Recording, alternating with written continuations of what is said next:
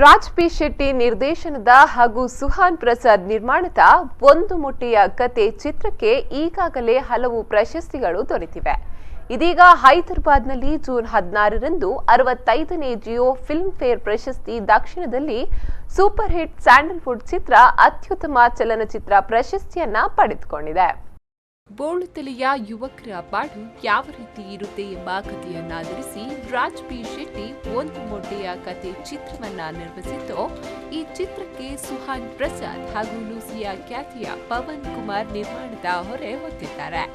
ಈಗಾಗಲೇ ಹಲವಾರು ಪ್ರಶಸ್ತಿಗಳನ್ನ ಬಾಚಿಕೊಂಡಿರುವ ಈ ಚಿತ್ರ ರಾಷ್ಟ್ರಮಟ್ಟದಲ್ಲೂ ಹೆಗ್ಗಳಿಕೆಯನ್ನ ಪಡೆದಿದೆ.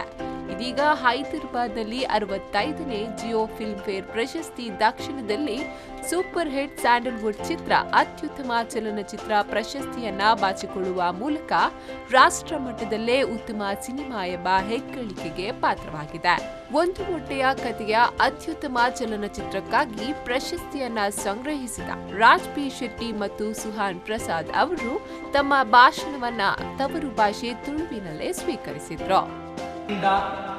ಮಾತೆರ್ಲ ತರಂದಾಂಡ ಈ ಅವಾರ್ಡ್ ನಮ್ಮ ಆ ರಡ್ಡರೆ ವರ್ಷ ಬಂಗ ಬತ್ತಿರೇಕೆ ತಿಕ್ಕಿದ ನಂಚಿನ ಅವಾರ್ಡ್ ಒಂದು ಮೊಟ್ಟೆಯ ಕತೆ.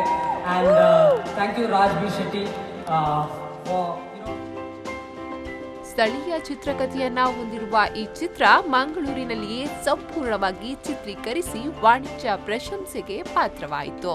ಕನ್ನಡ ಚಿತ್ರವು ಕರ್ನಾಟಕ ಮತ್ತು ವಿದೇಶಗಳಲ್ಲಿ ಪ್ರೇಕ್ಷಕರಿಂದ ಹೆಗ್ಗಳಿಕೆಗೆ ಪಾತ್ರವಾಗಿದೆ.